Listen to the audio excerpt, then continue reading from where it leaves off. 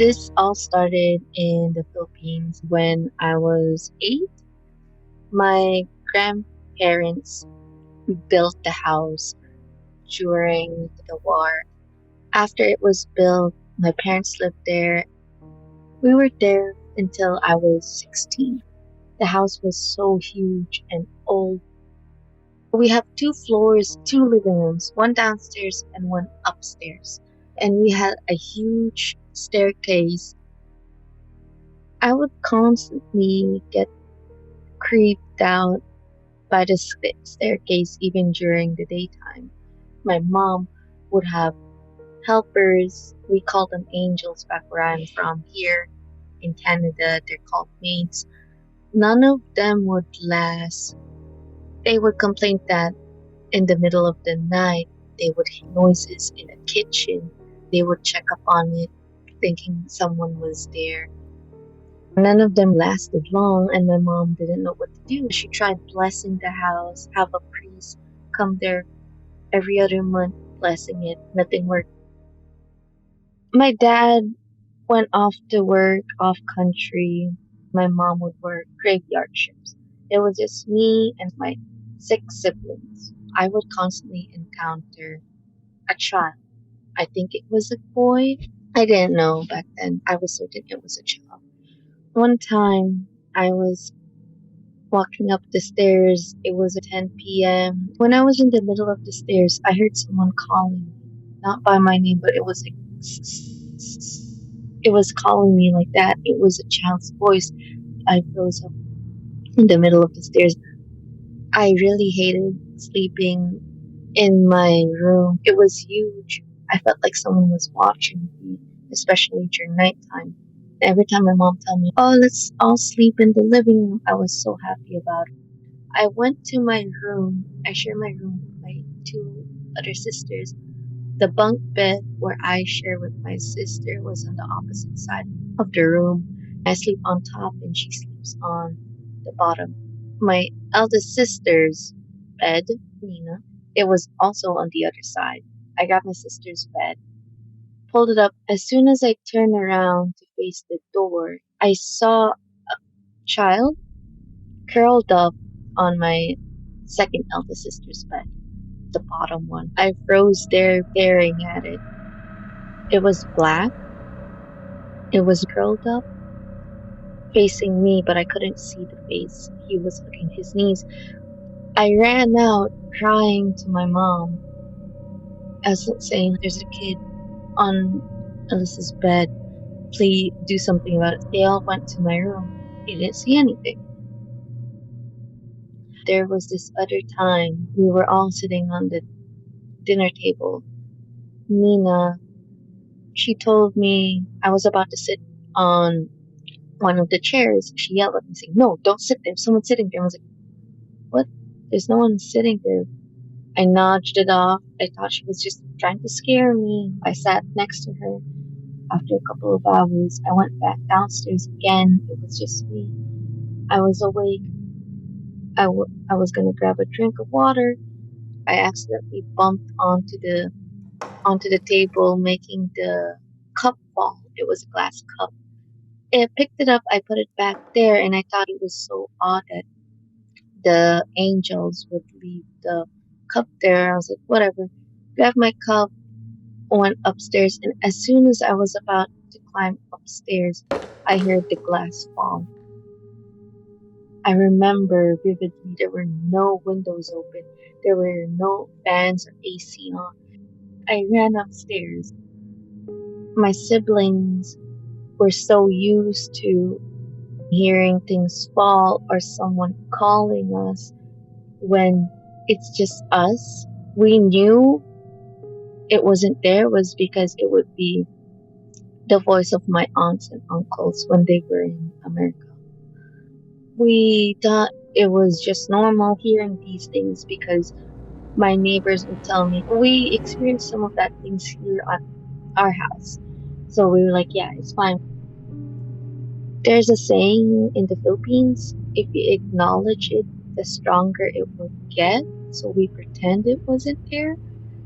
My siblings and I Even when we're together playing, we would hear someone calling us, not by our names, but going, and we would get creeped out. We would hear the voices of them calling us downstairs when we're upstairs or the room next to us, even though it's empty. My third encounter with the kid, I was eating in the dinner table. It was dinner time. Next to the dinner table was a hallway, a long hallway to the laundry room.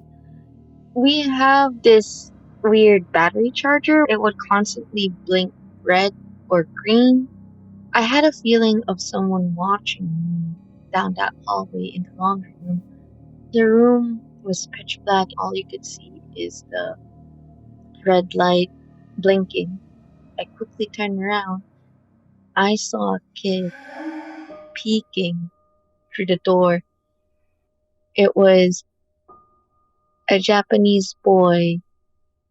He had a pale face. He didn't have any eyes. It was just pure black, no expression at all. I started crying. My sister shook me, saying like, "Hey, what's wrong? What's wrong?"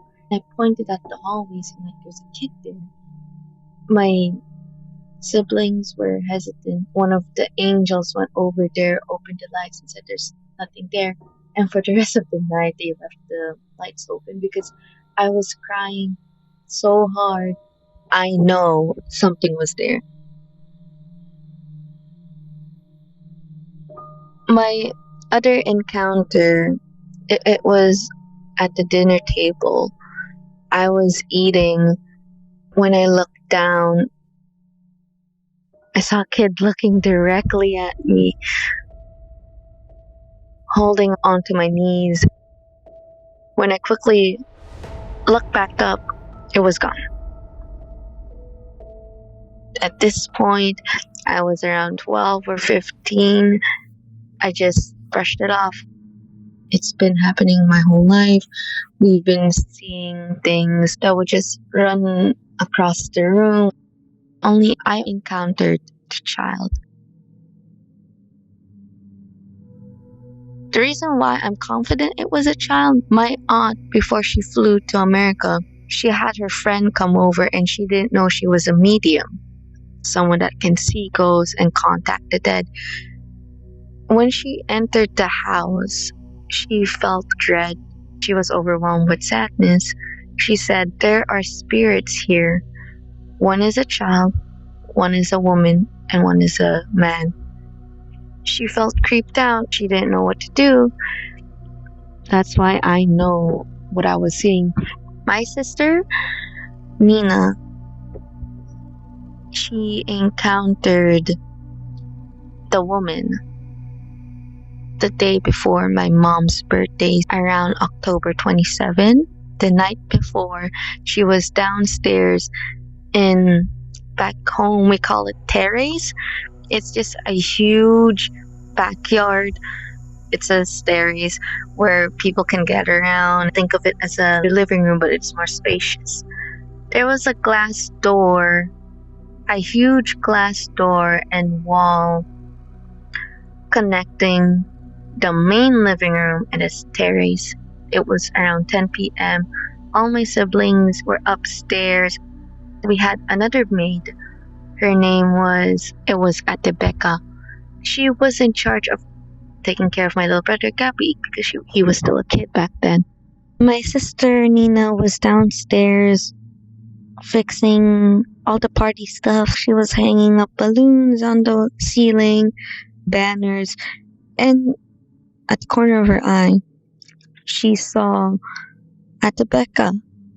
It was odd because all she was wearing was all dark. She was wearing black clothes, and she noticed she had only 3 fingers.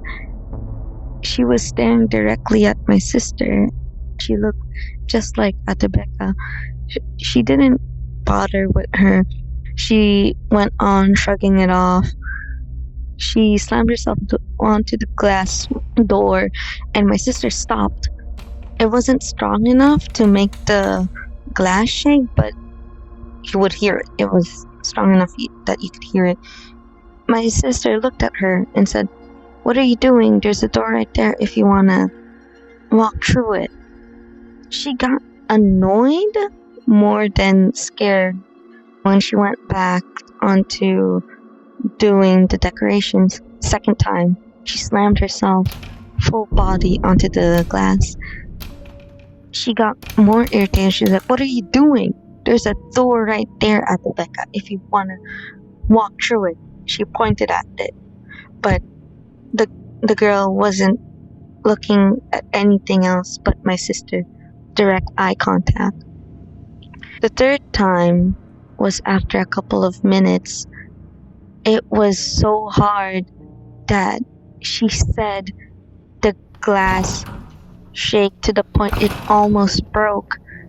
My sister got so mad. She ran through the door and it was gone. She was then creeped out and went to the maid's room. It was on the first floor. They were all wearing pink and bright colors, and they said, like, "Have you seen Atabeka?" "No, she is upstairs taking care of Gabby." She said, "That's impossible because she was just downstairs watching me do the decorations." They were also confused. She went upstairs and Atabeka was upstairs in my mom's room. She was wearing a light blue shirt, pink pants. She got so scared, she started telling my siblings and Atebeko that, "I saw you just downstairs wearing black. You had 3 fingers." She's like, "What are you talking about?" Another occasion when my mom started believing us is when Gabby was 4 or 5. He saw the woman again.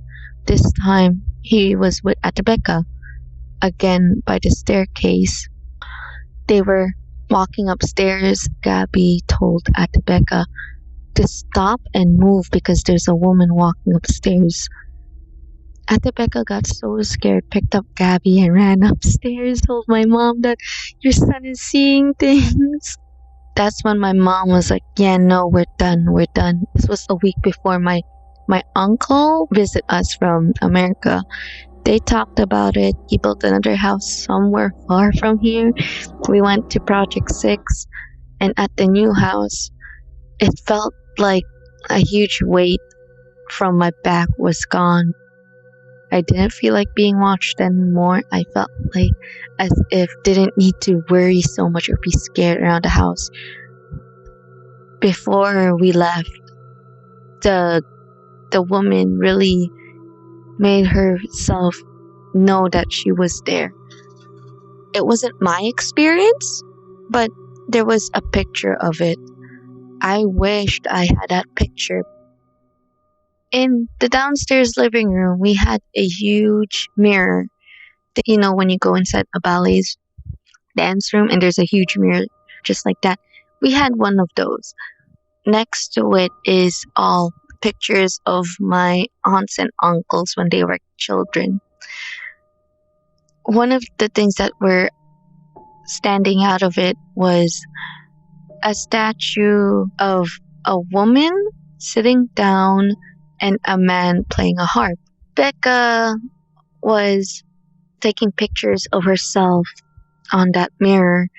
She screamed so loud that my Nina and the other maid ran downstairs like, "What happened? What happened?" She was crying hysterically, saying, "There was someone next to me. There was a woman." It was a picture of an old Japanese woman. Next to her, all you could see was her face. My sister and the other maid tried to take pictures again, exact same pose and where she was, thinking that they were just trying to prank them. And no, it was next to her. A woman with a pale face with red lipstick. She had no eyes. It was just dark. It was the traditional Japanese woman makeup. I know this is because me and my younger brother Miguel were rough playing in the maid's room, and Becca was there. She said, like, if you don't stop, this girl will take you. She showed a picture of it. At first, we were confused and laughing, like, yeah, you're just scaring us. That's not real. She told us, go ask the other maid and your sister. We went up to our sister and we asked, and she told us the story.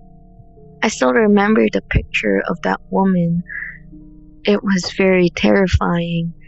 I asked Becca if she would ever delete the pictures. She said no. She believed that if you delete the picture, you would set the spirit free, and what's stopping it from haunting her was that picture. So after that, we finished packing up and left. Everyone left. My uncle put it up to sale, and there were new people that moved into that house. I just came back from visiting my aunts and uncles in the US. I asked them, how's the house going? They told me the new owners were complaining about it. They just moved out too. It's just vacant at this point. No one wants to buy it. My grandpa was an architect. He built over a dumping site of Japanese corpses. He told me after we all moved out